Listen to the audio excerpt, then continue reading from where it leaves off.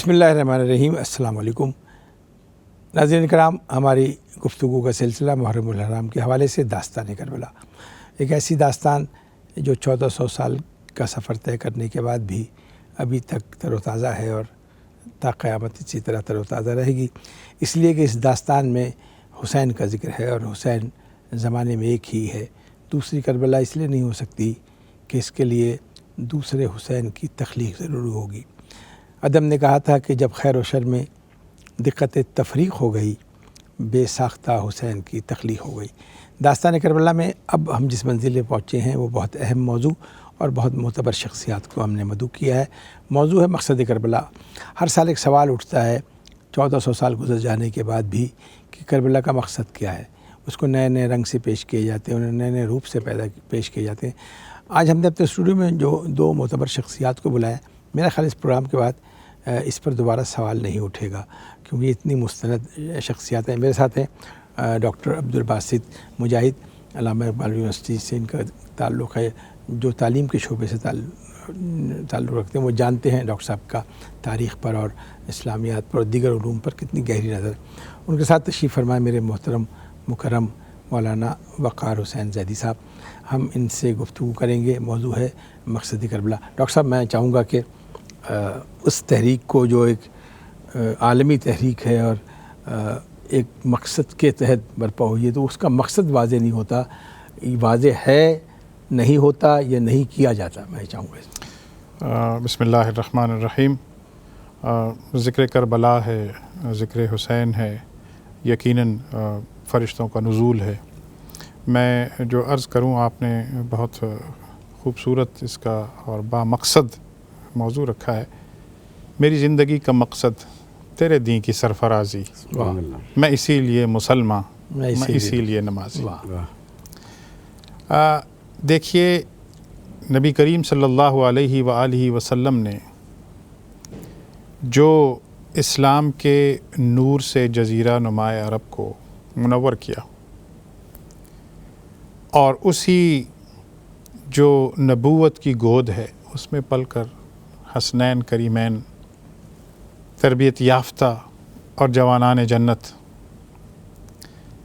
انہیں جب یہ محسوس ہوا کہ نبی کریم صلی اللہ علیہ وسلم جو نظام لے کر آئے تھے، جو ایک مکمل ضابطہ حیات لے کر آئے تھے، اور جو انہوں نے اسلام کو غالب کر کے دکھایا تھا، اس میں کچھ ٹریک بدل رہا ہے۔ اور جو لوگ آج کے زمانے کی ٹرین سے واقف ہیں، تو وہ جو ٹریک کو بدل رہا ہوتا ہے یا جو نباز ہوتا ہے، اسے تو پتہ چلتا ہے کہ ٹریک بدلنا کی طرف بڑھ رہا ہے۔ عام مسافروں کو پتہ نہیں چلتا، دیکھنے والوں کو تو ٹرین ایسے ہی چلتی ہوئی نظر آ رہی ہوتی۔ تو اگر اختصار میں بات کی جائے، بات آپ نے مکمل کر دی، لیکن میں ناظرین کو سمجھانے کے لیے تو عرض یہ ہے کہ جب ٹریک بدل رہا ہو اور جو نبی کریم صلی اللہ علیہ وسلم کے نہ صرف نواسے ہوں بلکہ ان کے جانشین ہوں، تو انہیں تو پھر کربلا میں اپنا آپ پیش کرنا ہوتا ہے۔ مقصد کربلا کی ٹرین کا ٹریک کیسے بدلا گیا یا کیسے بدلا جا سکتا ہے؟ جی دیکھیے، بنیادی طور پر بات یہ ہے کہ نبی کریم صلی اللہ علیہ وآلہ وسلم نے ایک معیار مقرر کیا اور فرمایا کہ ان اکرمکم عند اللہ اتقاکم، تم میں سے بہترین وہی ہے جو تقوی میں سب سے آگے ہو۔ اور یہاں محترم میں یہ ناظرین کو عرض کرتا چلوں، تقوی کا مطلب ہم نے جو ایک سمجھ رکھا ہے اور عمومی طور پر سمجھتے ہیں، اس میں خوف کا پہلو دکھایا جاتا ہے۔ میں تو ایک قرآن کے طالب علم کی حیثیت سے، تاریخ کے طالب علم کی حیثیت سے جو سمجھتا ہوں کہ تقوی اصل میں رب کی محبت کا خوف ہے۔ محبت کا ایک اپنا مزاج ہوتا ہے۔ ہاں، خوف الہی اور چیز ہے۔ اچھا، ایک محبت میں محبت کا جو ایک ہوتا ہے نا انسان کے اندر کہ وہ لگاؤ کر لے، جو محبوب ہے، لگاؤ کر لے، ہاں جو محبوب ہے، اس کی ذرا سی بات جو ہے نا بڑی ناگوار گزرتی ہے، تو وہ جو تقوی ہے نا، اس سانچے میں ڈال لینا اپنے آپ۔ تو جب عنان حکومت کسی ایسے شخص کے تاریخ کے کسی بھی پیرائے میں کربلا یہ سبق دے گیا کہ جب کسی ایسے کے ہاتھ میں آئے جو اس معیار پر پورا نہ اتر رہا ہو تو گویا معاملات ایسے ہیں کہ پھر خانواد رسول صلی اللہ علیہ وآلہ وسلم کو اپنے شیر خواروں سے لے کر اپنے بڑوں اور امام تک کو اپنے سروں کی فصل کو کٹانے میں اور نانا کے دین کو بچانے میں کوئی پھر اس میں پس و پیش نہیں ہوتا، بلکہ ایک تاریخ رقم ہو جاتی ہے۔ اور وہ کیا کسی نے خوب کہا کہ حضرت اسماعیل علیہ السلام نے جہاں قربان ہونا تھا اور اللہ نے اس وقت اسے مؤخر کیا تو وہ قربانی بھی تو ذبح عظیم سے بدل دی۔ بہت شکریہ جی۔ ناظرین، ہمارا موضوع ہے مقصد کربلا اور داستان کربلا کے سلسلے کی گفتگو میں ایک وقفے کے بعد ہم دوبارہ حاضر ہوتے ہیں اور وہیں سے سلسلہ شروع کریں گے جہاں سے منقطع ہوا۔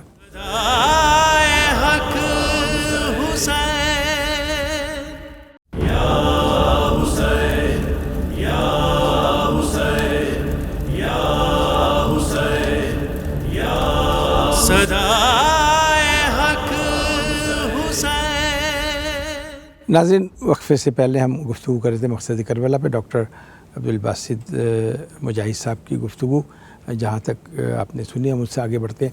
قبلہ مولانا سید وقار حسین زئی صاحب، کوئی تحریک اس وقت تک کامیاب ہوتی ہی نہیں جب تک اس کا مقصد واضح نہ ہو۔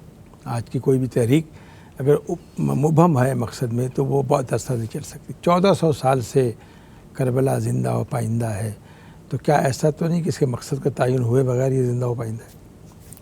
بسم اللہ الرحمن الرحیم، الحمدللہ وکفا وسلام علی عبادہ الذین اصطفیٰ۔ بہت شکریہ شکیل اختر صاحب، ایک بہت ہی اہم موضوع جو ہے وہ آپ نے دیا ہے اس دفعہ کہ مقصد کربلا، اس پہ بے شمار دفعہ بولا جاتا ہے۔ سب سے پہلی چیز تو یہ ہے کہ جو ہستی، جو شخصیت قیام کر رہی ہے، اس کے قیام کے مقصد کو میں اور آپ خود کیسے بیان کر سکتے ہیں جب تک کہ ہمیں یہ نہ پتہ ہو کہ جو ہستی قیام کر رہی ہے اس نے خود اپنے قیام کا مقصد بتایا ہے یا نہیں بتایا۔ سب سے بہترین تو یہی ہے کہ خود اس ہستی سے پوچھا جائے کہ آپ کے اس قیام کا مقصد کیا ہے، اور وہ جو قیام کا مقصد سمجھ میں آ جائے گا تو پھر سمجھ لیجئے کربلا کا مقصد بھی مولانا میری الجھن دور کر دیں، اللہ آپ کو زندگی دے، یہ بات میں اپنے لوگوں کو سمجھانا۔ جی بالکل سمجھائیں۔ ذرا مجھے قیام اور خروج کا فرق سمجھا دیں۔ جی بات بہت واضح ہو جائے گی۔ عموماً قیام اور خروج میں ایک فرق یہ ہوتا ہے کہ ایک تو قیام یہ ہوتا ہے کہ بھئی ہم اس نظام کو بدلنے کے لیے اٹھیں، اور خروج میں ایک عنصر آتا ہے کسی حد تک یہ کہہ سکتے ہیں، کیونکہ لفظوں کا ہیر پھیر ہے، وہاں پر بھی خرج کا ہی لفظ موجود ہے، انی لم اخرج، وہاں پر یہی لفظ موجود ہے، میں نکل رہا ہوں۔ لیکن عمومی طور پر جو خروج ہوتا ہے وہ غیر معصوم کے لیے تو استعمال کر سکتے ہیں آپ، اس لحاظ سے کہ جناب فلانے نے بغاوت کے زمرے میں بھی، بغاوت کے بھی زمرے میں کہہ سکتے ہیں اور اپنے ہدف کو حاصل کرنے کے لیے بھی کہہ سکتے ہیں۔ لیکن جو معصوم ہوتا ہے وہ کیونکہ عربی میں لفظ تو وہی استعمال ہوں گے لیکن وہ اس خروج کے معنی میں نہیں ہوں گے۔ اگر آپ خروج کے معنی میں آپ لینا چاہتے ہیں تو پھر تو ہمیں دیکھنا پڑے گا امام حسین علیہ السلام جب کربلا سے چلے ہیں تو کیا اس خروج کے لوازمات پورے کر کے چلے تھے؟ لیکن ہم یہ دیکھتے ہیں کہ جب آپ کربلا سے چلے ہیں تو آپ کوئی لشکر تو لے کے چلے ہی نہیں۔ اگر لشکر لے کے چلتے تو پھر ہم کہتے خروج نہیں، وہ تھا قیام۔ اور جس مقصد کے لیے وہ قیام تھا وہ خود امام حسین علیہ السلام نے بتایا۔ آپ نے فرمایا کہ میں کسی فساد، خون ریزی، طغیان گری، بغاوت کے لیے نہیں نکل رہا۔ مال غنیمت نہیں ملے گا، جنگ نہیں، سب اس میں سمٹ گئی، چاروں باتیں اس میں آ گئیں۔ میں جو نکل رہا ہوں یہ کسی طغیان گری کے لیے نہیں، بغاوت کے لیے نہیں، ان مقاصد کے نہیں نکل۔ میں تو چاہتا ہوں کہ میرے نانا کی امت کی اصلاح ہو جائے، اور میں یہ چاہتا ہوں کہ امر بالمعروف کروں اور نہی عن المنکر کروں۔ ان دو تین باتوں سے ایک بات ہمیں واضح ہو رہی ہے کہ رسول خدا صلی اللہ علیہ وآلہ وسلم کی تشریف لے جانے کے بعد سے واقعہ کربلا کے دوران کے عرصے میں ایسا کیا ہوا کہ نواسۂ رسول صلی اللہ علیہ وآلہ وسلم امام حسین علیہ السلام کو یہ کہنا پڑا کہ جی میں نانا کی امت کی اصلاح کے لیے جا رہا ہوں۔ اس کا مطلب یہ ہے کہ فرزند رسول جب یہ کہہ رہے ہیں کہ نانا کی امت کی اصلاح کے لیے جا رہا ہوں تو اس کا مطلب یہ کہ امت جو ہے اب اس نہج پر پہنچ گئی ہے کہ وہ اب قابل اصلاح ہے۔ اگر ابھی اصلاح نہیں کی گئی تو یہ اور آگے جا کر کے خرابیوں کا باعث بنے گی۔ یہ واقعہ کربلا کا صدقہ ہے۔ امامت کے منصب کا تقاضا ہے یا امام حسین کی ذاتی حیثیت میں؟ ذاتی حیثیت نہیں ہے، ذاتی حیثیت کے لحاظ سے تو پھر تو ہر شخص بھی اٹھ سکتا تھا، لیکن وہاں پر منصب بہت زیادہ اہم تھا کہ میرا منصب کا تقاضا یہ ہے، جہاں منصب کا تقاضا قیام ہے وہاں قیام ہوگا، جہاں منصب کا تقاضا یہ ہے کہ خاموش رہنے میں جو ہے مصلحت ہے وہ اب ہمارے سامنے امام حسن علیہ السلام کی مثال موجود ہے کہ وہاں منصب کا تقاضا کیا تھا کہ صلح کر لی جائے، اور یہاں منصب کا تقاضا کیا نہیں، وہ جو صلح تھی وہ اس مقصد تک تو چل رہی تھی، لیکن اب جو ہے نا یہ قیام جو ہے وہ ضروری ہو گیا ہے، اور اس لیے سب سے پہلے امام حسین علیہ السلام نے جو قیام کیا ہے وہ مدینے سے جو آپ چلے ہیں، تو میں یہ آپ کے اس پروگرام کے توسط سے بتانا چاہوں گا کہ انسان ذرا تو سوچے کہ آپ مدینے سے فوراً عراق کی طرف روانہ نہیں ہوئے، پہلے مکے گئے فوراً ہی، حالانکہ اگر آپ نقشے کے لحاظ سے دیکھیں مدینہ جو ہے وہ عراق سے قریب ہے، مکہ دور کرتا ہے، مخالف ہیں، ہاں بالکل مخالف۔ آپ پہلے مکے گئے، کیوں؟ اس لیے کہ کسی کو یہ کہنے کا موقع نہ ملے کہ جناب اگر امام حسین علیہ السلام یا آپ کے رفقا کے لیے، آپ کے خاندان کے لیے حالات ناسازگار تھے تو آپ مکے میں پناہ لے لیتے۔ قرآن کہہ رہا ہے کہ امن کی جگہ ہے، وہاں تو کسی کو کوئی نقصان ہی نہیں ہوگا، امن کی۔ تو امام حسین علیہ السلام نے تاریخ والوں کو یہ کہنے سے بھی روک دیا، اور آپ نے سب سے پہلے اس یہ امن کے گھر میں جا کر کے امان لی، کہہ دیں جب وہاں پر جا کے آپ نے قیام کیا، تاکہ تاریخ لکھنے والا یہ نہ کہے کہ میں نے اس راستے کو بھی جو ہے اس میں استعمال نہیں کیا، اور امان نہ ملنے کی وجہ اور امان نہ وہ، اور پھر یہ بھی بتا دیا تاریخ والوں کو کہ اب میں جو 8 ذی الحجہ کو یہاں سے جا رہا ہوں تو دیکھو میں نے 5 مہینے یہاں پر قیام کیا ہے امان کے لیے، لیکن اب میرے لیے یہاں سے بھی نکلنا جو ہے حجت بن رہا ہے، اس لیے کہ میں دیکھ رہا ہوں کہ مقدس لباس میں کچھ لوگ جو ہیں وہ میرے قتل کا سامان لے کر کے آ چکے ہیں۔ قبلہ آپ کی گفتگو سے ایک پہلو نکلتا ہے، میں جسارت کرنا چاہتا ہوں کہ بہت طویل بات سوچنے کی ضرورت نہیں ہے۔ 5 مہینے جہاں امان نہیں ملی، اس کا مطلب ہے جو امن کی جگہ ہے جب وہیں امن نہیں ہے تو پھر یہ کہنے کی ضرورت نہیں کہ کوئی بڑی وجہ نہیں تھی قیام امام حسین کی۔ میں ڈاکٹر صاحب تاریخ کی کچھ کروٹیں ہیں، کچھ گردشیں ہیں، کچھ ٹھوکریں ہیں، 100 مسائل ہیں۔ تاریخ کا کوئی مذہب نہیں ہوتا، تاریخ ہوتی ہے۔ آپ کا چونکہ اس شعبے سے تعلق، میں کیا ان محرکات کو جاننا چاہوں گا کہ جس کے سبب واقع کربلا امام حسین علیہ السلام کو قیام کرنا پڑا، مقصد پہ ہم بعد میں آئیں گے۔ جی دیکھیے، میں نے ابتداً بھی یہ عرض کیا کہ نبی کریم صلی اللہ علیہ وآلہ وسلم کے بارے میں قرآن نے جیسے کہا کہ ان کی ذات بابرکات میں بہترین نمونہ ہے، لقد کان لکم فی رسول اللہ اسوۃ حسنہ۔ انہوں نے مکہ کی زندگی ہے، پھر مدنی زندگی ہے، اور مدنی زندگی میں انہوں نے ایک اسلامی ریاست کی بنیاد رکھی، اور اس کے بعد کا جو دور ہے وہ خلافت راشدہ کا دور ہے، اور خلافت جب ملوکیت میں بدل رہی تھی، خلافت جب بادشاہ نہیں جنزیز کے لیے اصطلاح مشکل ہوگی سر، خلافت اور ملوکیت کو واضح کر دیجیے۔ جی دیکھیے، خلافت علی منہاج النبوہ یعنی نبی کریم صلی اللہ علیہ وسلم کی جانشینی، خلیفہ جانشین کو کہا جاتا ہے، اور ایک ہے بادشاہت، ملوکیت ہماری زبان میں اسے بادشاہت سمجھا جاتا ہے، اور بادشاہت وہ ہے جو باپ کے بعد جس کا نظام نبوی سے کوئی تعلق نہیں۔ جی یقیناً نہیں ہے، یقیناً نہیں ہے۔ جو بادشاہت ہے وہ بادشاہت کہلاتی ہے، اور جیسے آپ نے بھی تاریخ کے بارے میں کہا کہ تاریخ کا مذہب نہیں ہوتا، تو بادشاہت کا بھی یوں مذہب نہیں ہوتا۔ لیکن اگر ہم خلافت کی بات کر رہے ہیں تو خلافت راشدہ کا جو تصور ہے وہ حضرت علی کرم اللہ وجہ تک رہا، اور اس کے بعد کے معاملات جو ہیں وہ جو میں نے عرض کیا تھا کہ وہ ڈی ٹریک ہونا شروع ہوئے ہیں، اور جب ڈی ٹریک ہوئے اور جب کربلا ہوا ہے تو وہ بالکل واضح سی بات ہے کہ یزید کی نامزدگی اور پھر اس کی بیعت لینے کے لیے جو طریقہ کار اختیار کیا جا رہا تھا، یہ وہ مرحلہ ہے جس مرحلے میں یہ اصول طے ہو جانا چاہیے تھا کہ حق کیا ہے، باطل کیا ہے، اور مشکل اس لیے تھا کہ نبی کریم صلی اللہ علیہ وآلہ وسلم کے زمانے میں تو مقابلہ ظاہر ہے کہ مشرکین کے ساتھ تھا، طائف کے لوگوں کے ساتھ تھا، لیکن اب معاملہ یہ تھا کہ کلمہ تو پڑھ رہے ہیں لیکن دین کا مزاج بدل رہا ہے، نظام بدل رہا ہے، اور دوسری بات یہ ہے کہ خود یعنی واضح طور پر کہا گیا کہ کن لوگوں سے خطرہ ہو سکتا ہے اس نامزدگی سے، ٹھیک ہے، اور وہ سارے معاملات جو ہے نا تاریخ بے رحم بھی چیزیں. خلافت کا جو دور ہے اس کو ملوکیت کے سانچے میں ڈھلنے یا اس پر ملوکیت غالب آنے میں جو دورانیہ ہے وہ کہاں تک وابستہ ہے اس دور سے. اور اس ماحول میں اگر ہم یزید کا انتخاب دیکھیں تو کیا یزید کا انتخاب ہنگامی بنیادوں پہ ہوا ہے؟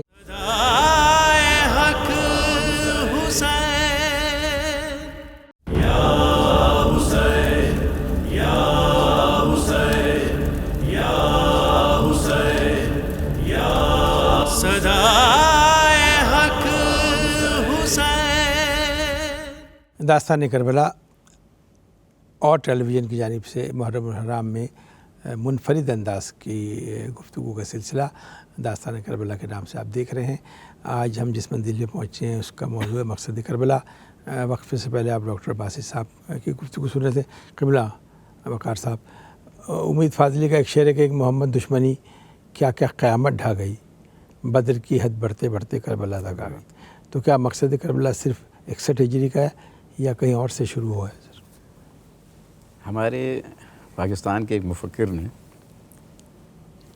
اپنی ایک کتاب میں بہت زبردست بات کہی، اور وہ بات یہ تھی کہ قرآن مجید فرقان حمید نے کفار و مشرکین کے ساتھ جنگ کے احکامات بیان کیے کہ اگر کفار کے ساتھ جنگ ہو، مشرکین کے ساتھ جنگ ہو مسلمانوں کی، تو اس کے کیا احکامات ہیں، کیا کیا کرنا چاہیے مسلمانوں. اسی طریقے سے قرآن مجید میں دو مسلمان طبقوں کے درمیان آپس میں کسی خاصمت کی صورت میں وہاں پر کیا عمل انجام دیا جائے گا. کیونکہ رسول اللہ صلی اللہ علیہ وسلم کی جو جنگیں ہیں 10 ہجری تک یا اس سے پہلے تک جتنی بھی آپ جنگوں کے ہیں وہ ساری کفار مشرکین کے ساتھ ہیں. ابھی تک کوئی جنگ ایسی نہیں ہوئی کہ دو مسلمان اس طرح آپس میں لڑے ہوں اور اسلامی احکام کس نے وہاں پر جو ہیں اس پر عمل کیا ہو اور اس اسلام کے مطابق اس کو جو حل کیا ہو. یہ کام جو ہے یہ حضرت علی علیہ السلام کے دور میں، اور ان مفکر نے بہت زبردست بات کہی کہ اگر حضرت علی علیہ السلام کے دور میں وہ جنگیں نہ ہوتی تو ہمیں یہ معلوم نہ ہوتا کہ ایک مسلمان حکمران جو ہے اگر کسی اور مسلمان سے لڑتا ہے تو وہ کیا احکامات جو ہے وہاں پر اسلام کے جو نافذ کرے گا. اور وہ حضرت علی علیہ السلام نے ہمیں کر کے بتا دیا. تو جن کے بابا نے اپنی زندگی میں وہ احکامات، وہ کیونکہ اس پروگرام کی وہ تفصیل نہیں ہے کہ اس تفصیل میں جایا جائے، جن کے بابا نے یعنی مولا علی علیہ السلام نے، امام حسین صلی السلام کے بابا نے جب یہ سارا عمل کر کے دکھایا اپنی زندگی میں، تو امام حسین علیہ السلام کے سامنے تو وہ موجود ہے کہ میرے بابا نے یہ کیا. اگر دو مسلمانوں کے درمیان بالکل اسی وجہ سے جب امام حسین صلی اللہ علیہ وسلم چلے، جیسے میں نے ابھی پہلے عرض کیا کہ آپ سب سے پہلے جو ہے مکے تشریف لے گئے تاکہ لوگ یہ نہ کہیں جی آپ نے امان نہیں لی. پھر وہاں جب دیکھا کہ خطرہ موجود ہے، اب چونکہ کہہ کے قیام جو کیا تھا، مقصد کیا بیان کیا تھا کہ میں اپنے نانا کی امت کی اصلاح کے لیے جا رہا ہوں.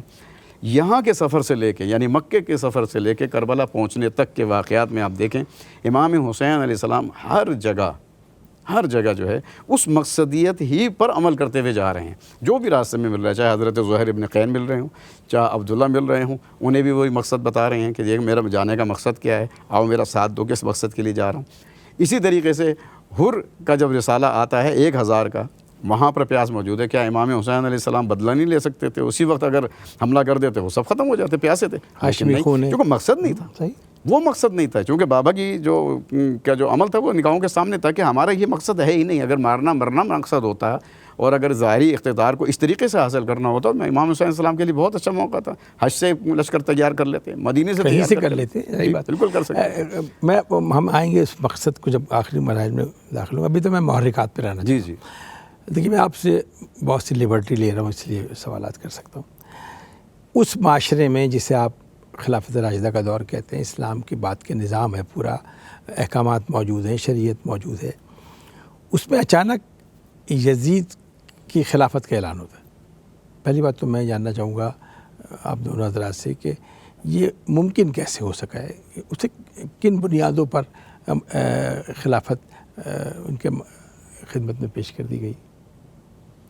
یعنی آپ یہ کہنا چاہتے ہیں کہ وہ یزید کیسے خلیفہ بنا؟ جی، یہ تو تاریخ کے اندر سادہ لفظوں میں یہ تو تاریخ کے اندر بالکل واضح ہے کس اختیار کے تحت؟ ڈاکٹر صاحب میں بھی آپ کی طرف آؤں گا. اختیار تو وہ یہی اختیار انہوں نے لیا نا اپنے طور پر. ان کے سامنے جو ہے سابقہ تاریخ موجود تھی، جیسے ہمارے پاس موجود ہے ان کے پاس بھی موجود ہے. ان کے پاس 2-3 طریقے موجود تھے، اور جاتے جاتے انہوں نے اپنے بیٹے کو منتخب کر لی. نہ صرف منتخب کر کے گئے، انتخاب کر کے گئے، بلکہ لوگوں سے بیعت بھی لے کر کے گئے. یہ تاریخ کا ایک رخ ہے یا مشترکہ تاریخ کا مشترکہ رخ ہے. ڈاکٹر صاحب میں آپ کی رائے چاہوں کسی گا ایک فرقے کا نہیں ہے یہ تاریخ کا. جی اہم بات یہی ہے، جیسے ہم پہلے عرض کر رہے ہیں کہ ظاہر ہے کہ بیعت لی گئی یزید کی اور نامینیشن بھی ہوئی، اور اس میں تو کوئی دو رائے میرا خیال ہے نہیں ہو سکتی. باقی اہم بات یہ ہے کہ کیا یہ پیٹرن رہا، جیسے ابھی ہم تھوڑی دیر پہلے یہ گفتگو کر رہے تھے کہ نبی کریم صلی اللہ علیہ وآلہ وسلم کے زمانے میں تو ایسا ممکن نہیں تھا، نہ نظر آیا کہ مسلمان کے سامنے آئیں گے. لیکن ایک اہم بات جو میں نقطہ ناظرین کے گوش گزار کرنا چاہوں گا وہ یہ ہے کہ قرآن نے کہا اطیعوا اللہ و اطیعوا الرسول و اولی الامر منکم. اب اس کو آج تک بھی اس کو سمجھنے میں اولی الامر کو سمجھنے میں لوگوں کو مشکل پیش آتی، لیکن قرآن کو ہم سمجھتے ہیں نطق نبوت سے. نبی کریم صلی اللہ علیہ وسلم جیسے آپ نے فرمایا کہ یہ قرآن کی آیات ہیں تو ہم نے کہا یہ قرآن کی آیات. آپ نے فرمایا کہ یہ میری حدیث ہے، انہوں نے کہا اللہ ایک ہے تو ہم نے مان لی، کسی اور کے کہنے پہ. تو آپ نبی کریم صلی اللہ علیہ وسلم کا ارشاد ہے لا طاعہ لی مخلوق فی معصیت الخالق. اصول بتا دیے کہ کسی کی بھی اطاعت، لا طاعہ لی مخلوق، کسی مخلوق کی اطاعت نہیں ہے سوائے اللہ کی معصیت میں. اگر کوئی ایسا حکمران تو ہے، بہت بنیادی اصول معصیت میں واضح کر دو اپنے سننے والوں کو کہ اللہ توحید کے خلاف معصیت نافرمانی میں، کہ اللہ کی نافرمانی میں کوئی بھی اطاعت قابل ہے، بس ایک بنیادی اصول. یہ بنیادی اصول چاہے وہ 1400 سال پہلے ہوئی ہو، آج بھی وہ اسی طرح سے چسپاں ہو. صاحب میں چاہوں گا تھوڑا سا ڈاکٹر جی بالکل اچھا اصول بتا دیا ڈاکٹر صاحب نے، بالکل صحیح فرمایا ہے. مولا کائنات امیر المومنین علی علیہ الصلوۃ والسلام نے نہج البلاغہ کے کلمات قصار میں ختمی مرتبہ صلی اللہ علیہ وسلم کے اس جملے کو جو ہے نا خود بیان کیا ہے کہ لا طاعۃ فی مخلوق فی معصیت الخالق. لا طاعۃ لمخلوق فی معصیت الخالق، کہ اللہ کی اطاعت میں کسی مخلوق کی، اللہ کی اطاعت میں کسی مخلوق کی جو ہے وہ جو ہے نا آپ بات نہیں مان سکتے. جو اللہ کی اطاعت کرنی ہے نا اس میں آپ جو ہے نا گناہ گار نہیں ہو سکتے. اور آپ کو کوئی اگر روکتا ہے، یہ بات صرف وہاں کی حد تک نہیں، یہاں اس دور کے اندر بھی آپ دیکھ لیں، اگر آپ کو کوئی مجبور کرتا ہے کہ آپ یہ کام نہ کریں اور وہ کام اللہ کے حکم کے مطابق جو ہے بالکل صحیح ہے، تو اس میں مخلوق کی اطاعت نہیں ہوگی. اللہ کی معصیت کرنے میں، یعنی اللہ کا حکم بجا لانے میں، اگر نہ بجا لائیں تو معصیت ہے. آپ بجا لانا چاہتے ہیں، آپ اطاعت اور معصیت کا، اطاعت اور معصیت، اطاعت کرنا چاہتے ہیں اللہ کی، اور کوئی آپ کو روکتا ہے اس سے، تو آپ کو اس کا حکم نہیں ماننا اللہ کی معصیت کے لیے. تو میں ایک سوال بڑا، اور یہی وجہ ہے کہ امام حسین علیہ الصلوۃ والسلام نے جو ہے نا اللہ کی اطاعت میں کسی کا حکم اس حوالے سے نہیں مانا. میں آپ دونوں کو گواہ بنا رہا ہوں اپنے سننے والوں کی خدمت میں، میں آپ کی نمائندگی کر رہا ہوں. آج آپ جیسے صاحبان علم کے ہوتے ہوئے یہ ممکن نہیں ہے کہ کوئی معصیت پر اطاعت کر لے یا کوئی ایسے شور برپا ہو جاتا ہے، تو اس زمانے کی خاموشی کیا ہے، تاریخ بتائیے گا سر. یہ قرآن مجید میں موجود ہے، سورہ یاسین میں پڑھیں. اے بنی آدم، کیا میں نے تم سے عہد نہیں لیا تھا کہ اللہ کی نافرمانی نے، شیطان کے پیچھے نہ چلنا، اس کے راستے پہ مت چلنا. تو یعنی کہ قرآن میں یہ واضح موجود ہے کہ شیطان کے راستے میں خطواتی شیطان تو ہے نا. تو اس کا مقصد کربلا میں ایک مقصد تو طے ہو گیا کہ توحید جو بھی خطوات شیطان پر چلے گا، توحید کیا تھا، توحید کی برتری پہلا مقصد. دیکھیے ڈاکٹر صاحب کچھ گوشے ایسے، میں براہ راست آپ دونوں کو سوال پیش کرا. ہر سال اس کی ضرورت کیوں پیش آتی کہ مقصد کربلا کیا ہے؟ اچھا اگر مقصد کربلا فرض کے دین محمد بچانا ہے، شریعت محمدی کی دفاع کرنا ہے، تو وہ کام تو رسول کریم صلی اللہ علیہ وسلم کر گئے اور مہر تصدیق سب ہو گئی تھی کہ جو کچھ میں نے پہنچانا تھا. میرے خیال میں اگر ہم اپنی بات کو کسی اور مفکر کی جو کہ سب کے لیے قابل قبول ہوں ان کا اگر بیان کر دیا جائے، علامہ ڈاکٹر محمد اقبال رحمۃ اللہ علیہ جو کہ مفکر پاکستان، مصور پاکستان اور مفکر اسلام بھی ہے، کیا خوب جملہ کہا ہے، موسیٰ و فرعون و شداد و یزید عید و قوت از حیات آیت بدید. بات ختم ہو جائے. یعنی دو طاقتیں شروع سے چل رہی ہیں، خیر و شر کی طاقت، حق و باطل کی طاقت. شیطان کے پیروکار، شیطان کے راستے پر چلنے والے وہ شرکی طاقت ہیں، باطل شروع سے حق و باطل، شروع سے مارکہ حق و باطل. دیکھ لیجیے حضرت آدم علیہ نبینا علیہ الصلوۃ والسلام سے ہی یہ واقعہ یہ مارکہ چل رہا ہے.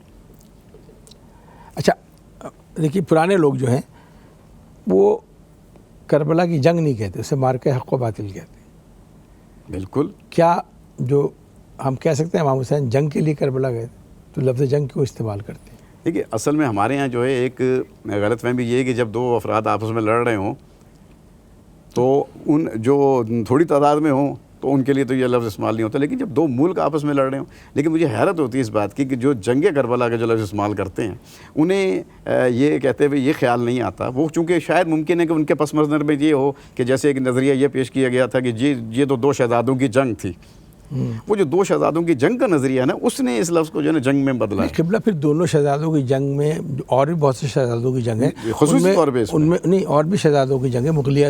تو دونوں شہزادوں کے ہتھیار تو دیکھ لو، ان کے ساتھ لائی ہوئی فوج تو دیکھ لو. یہی میں کہنا چاہتا تو پھر اگر جب برابر ہے تو پھر تو جنگ ہے. ڈاکٹر صاحب میں اس پہ چاہوں گا، دیکھیے بہت جب میں بیرون ممالک جاتا ہوں، اب وہ آج کی نسل کو کہتے ہیں جنزیز، وہ آپ سے 2 بات سننا چاہتے ہیں.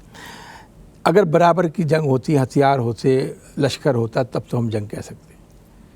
مدینے سے کہہ رہے ہیں، امام حسین کہتے ہوئے جا رہے ہیں، خود بات ہے کہ میں امن کے لیے جا رہا ہوں. آخری خطبہ جو دیا ہے تو اونٹ نی پر بیٹھ کر دیا ہے روز عاشور، گھوڑے کو چھوڑ دیا، اس لیے گھوڑا جنگ کی علامت ہے. کربلا عدم تشدد کا نام، کربلا تلوار پر خون کی فتح کا نام. تو پھر اس کو جنگ کیسے کہہ سکتے ہو، کیوں کہا جاتا ہے، اور کس کو کیوں کیسے صحیح کیا جا سکتا ہے؟ میں 2 باتیں عرض کرنا چاہوں گا. وہ ایک تو بات یہ ہے کہ ایک جو آپ بار بار اس پروگرام میں ظاہر ہے کہ یہ اس کا تذکرہ آ رہا ہے کہ مقصد کو بیان کرنے کی ضرورت کیوں پڑتی ہے. تو مجھے یاد آیا کہ جب انگریز کا دور تھا، انگریز کے دور میں اور ظاہر تحریک خلافت یہاں چل رہی تھی، اور مولانا محمد علی جوہر وہ مختلف یورپ میں بھی گئے اور راستوں سے بھی گزرے، اور پھر انہوں نے کہا کہ میں غلام ملک میں واپس نہیں جانا چاہتا. ناظرین اس سے آ گئے. ان سے ایک سوال اس وقت کیا گیا تھا کہ اگر اسلام اتنا ہی حقانیت پر مبنی دین ہے تو لوگ کیوں نہیں ہو جاتے مسلمان؟ بڑے اوریٹر تھے، آپ کے علم میں بڑی خوبصورت انگریزی بولتے تھے. تو انہوں نے ایک جواب دیا تھا جو آج ہم سب کو بھی سوچنا چاہیے. انہوں نے جواب یہ دیا کہ اسلام تو بہت اعلیٰ و عرفہ ہے، اس کو دیکھ کے تو لوگ اسلام کی طرف اٹریکٹ ہوتے ہیں، مسلمانوں کو دیکھ کر تھوڑے سے. افتخار عارف کا ایک شعر میں پھر وقفے پہ آؤں گا کہ رحمت سید لولاک پہ کامل ایمان، امت سید لولاک سے خوف آتا ہے. ناظرین گفتگو کا سلسلہ جاری ہے، ہم مختصر سا بریک لیں گے اور پھر ہم اپنے اختتامی مراحل کی طرف آئیں گے. جو کچھ ہم نے گفتگو میں پھیلایا ہے اس کو سمیٹ کر مقصد کربلا کوشش کروں گا کہ آج واضح ہو جائے ان حضرات کی موجودگی میں، تاکہ آپ کو آئندہ یہ دشواری نہ پیش آئے. وقفے کے بعد حاضر ہوتے ہیں.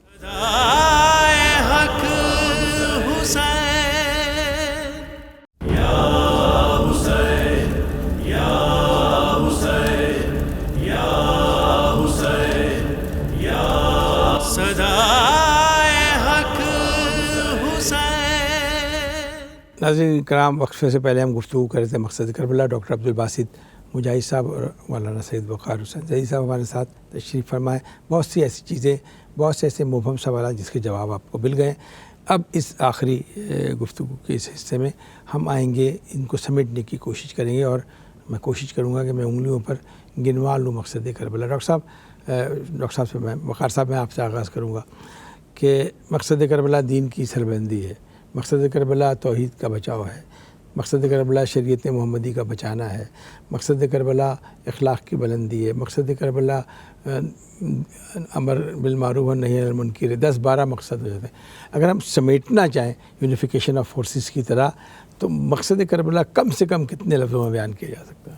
ایک ہی لفظ کافی ہے. اسلام زندہ ہو جائے تو ساری چیزیں اس میں سمٹ آتی ہیں. اسلام اس وقت جو تھا در حقیقت ایک دم تو ختم نہیں ہوتا، لیکن یہ ہے کہ اس کو ختم کرنے کے لیے جو آہستہ آہستہ پالیسی چل رہی تھی، آہستہ آہستہ اقدامات چل رہے تھے، وہ عام آدمی نہیں سمجھ سکتا تھا. وہ صرف امام حسین علیہ الصلوۃ والسلام کی نگاہ عصمت ہی سمجھ سکتی تھی، دیکھ سکتی تھی. اور انہوں نے اسی احیاء کے لیے، جیسے کہ آپ نے خود ابھی فرما دیا کہ میں کسی فساد و خون ریزی کے لیے نہیں بلکہ امر بالمعروف و نہی عن المنکر امت کی اصلاح کے لیے. یہ اصلاح امت اور امر بالمعروف کیا ہے؟ یہ اس کے تو جزیات ہیں. اصل چیزیں اسلام اگر زندہ ہو گئی یہ ساری چیزیں زندہ ہو جائیں گی خود بخود. کربلا بڑی مشکل ہے نئے لوگوں سے بات کرنا، نئے لوگوں کو سمجھانا. اس کا مطلب ہے اسلام کربلا تک پہنچتے پہنچتے دم توڑ چکا تھا.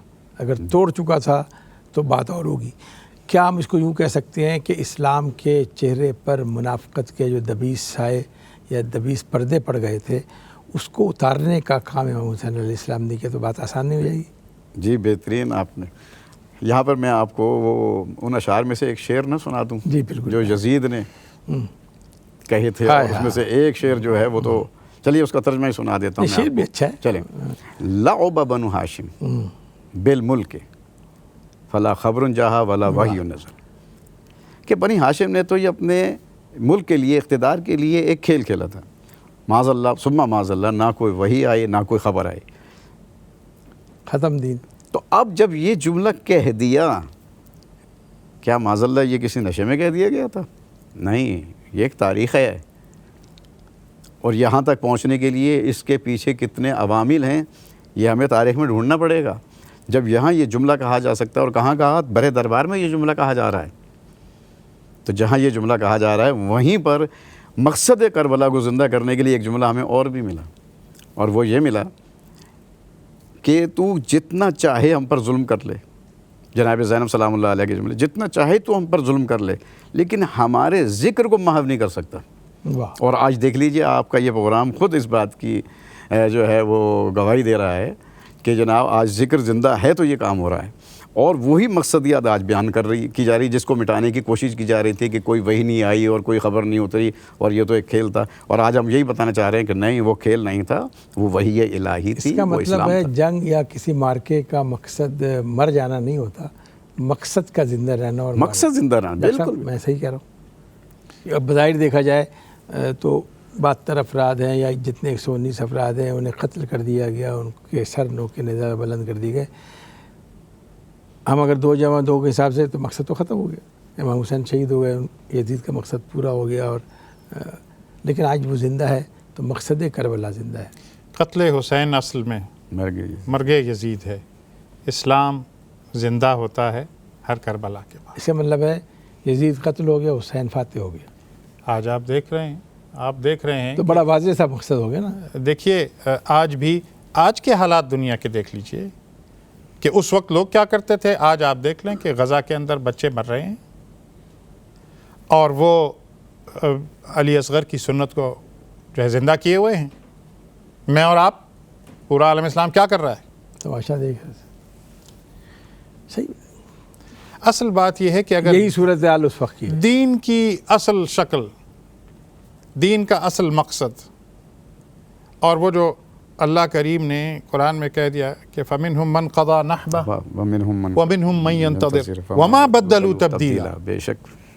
لِيَجْزِيَ اللَّهُ الصَّادِقِينَ بِصِدْقِهِمْ وَيُعَذِّبَ الْمُنَافِقِينَ إِنْ شَاءَ أَوْ يَتُوبَ عَلَيْهِمْ. اللہ کریم نے واضح طور پر کہہ دیا کہ یہ راستہ ہے نا، یہ کوئی پھولوں کی سیج نہیں ہے.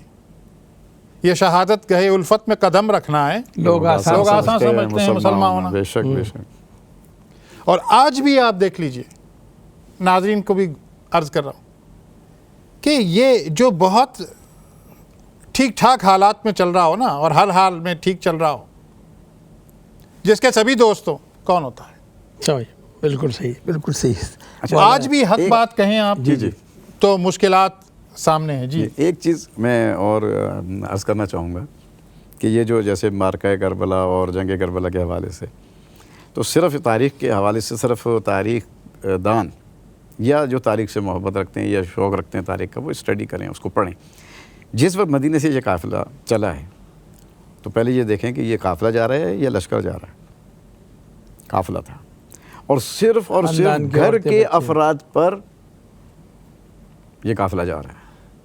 صرف گھر کے افراد موجود ہیں. مکے پہنچ گئے، یہی گھر کے افراد ہیں. مدینہ چھوڑا ہے، مدینہ چھوڑ دیا، گھر کے مکے پہنچ گئے. مکے سے جب روانہ ہوئے کربلا تک یہ قافلہ ہی رہا ہے، قافلہ حسینی ہی کہتے رہے ہیں.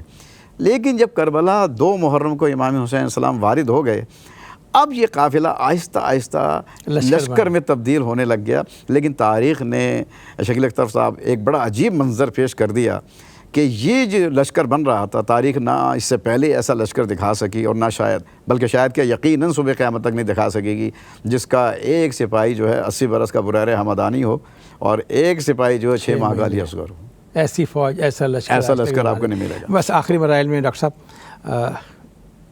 غم حسین منایا جا رہا ہے مختلف انداز سے، اس میں مسالک کی بھی قید نہیں ہے، جن کی نظر ہے وہ جانتے ہیں، ہندو عیسائی پوری تاریخ بھری پڑی۔ جو مراسم عزاداری مخصوص ہو جائے گا، امام حسین کے غم میں جو جس انداز سے یاد منا رہا ہے، کیا ہم کہنے میں حق بجانب ہیں کہ وہ ہر چیز مقصد کربلا کی ترویج کر رہی ہے، مقصد کربلا پوری اتر رہی ہے؟ اس میں یہ ایک نقطہ ناظرین کے گوش گزار کرنا چاہوں گا کہ یہ جو آج کا ہم نے پروگرام کیا ہے، اس میں ہم نے مقصد پر نظر رکھی ہے۔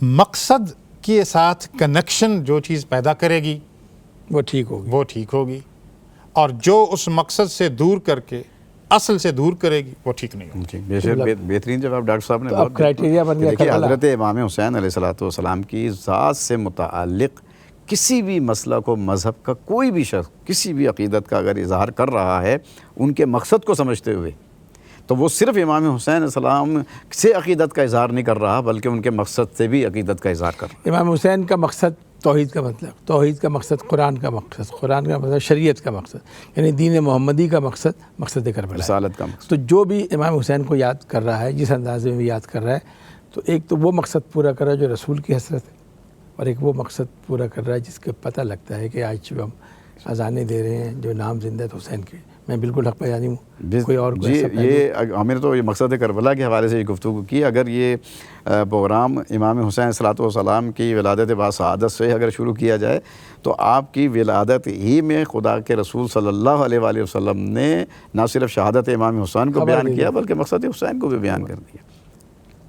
وہاں پر بھی یہ مقاصد بیان کر دی گئی کہ یہی میرا بچہ جو ہے، یہی میرا بیٹا جو ہے کربلا کے میدان میں جو ہے دین کی بقا کے لیے۔ اس کا مطلب ہے کربلا واقعہ 61 کا ہے، لیکن اس سے پہلے خانوادہ اہل بیت میں کربلا ذہنی طور پر تیار تھے، مٹی پیش کی مسلمان کو۔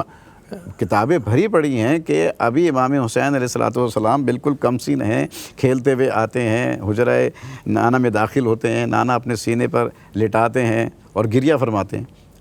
جناب ام المومنین حضرت ام سلمہ رضی اللہ تعالیٰ عنہا فرماتی ہیں کہ آپ کو کس بات نے رلایا؟ کہا کہ ابھی حضرت جبرائیل علیہ السلام آئے تھے اور انہوں نے اس بچے کی شہادت کی خبر دی، اور یہ مجھے مٹی بھی دے کے گئے ہیں اس جگہ کی، اور اس کو سنبھال کے رکھنا، جب تک یہ مٹی ہے سمجھ لینا میرا حسین زندہ ہے، اور جس دن یہ خون میں تبدیل ہو جائے سمجھ لینا کہ میرا حسین جو ہے۔ یعنی یہ وہ واقعہ ہے جس کا مقصد واقعے سے پہلے بھی واضح تھا، اور واقعے کے بعد بھی۔ بہت بہت شکریہ مولانا وقار حسین زئی صاحب اور ڈاکٹر باسی صاحب، اتنی شائستہ انداز سے اور اتنے سلیقے سے جو گفتگو آپ کی خدمت میں پیش کی گئی۔ اہل نظر کے لیے یہ گفتگو نہیں، ایک پورا چیپٹر ہے، ایک کرائٹیریا جس سے آپ بہت سے دروازے کھول سکتے ہیں، بہت سے تحقیق کے راستوں پہ چل سکتے ہیں۔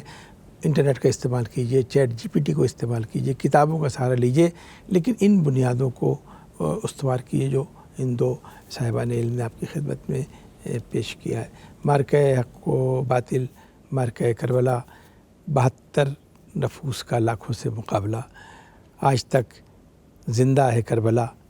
اس کی وجہ کہ مقصد حسین وہ تھا جو الہی مقصد ہے، جو رسول کا مقصد تھا، جو شریعت کا مقصد۔ کسے خبر تھی کہ لے کر چراغ مصطفی جہاں میں آگ لگاتی پھرے گی بولا حبی۔ شکیل اختر کو اجازت دیجیے، اللہ نگہبان۔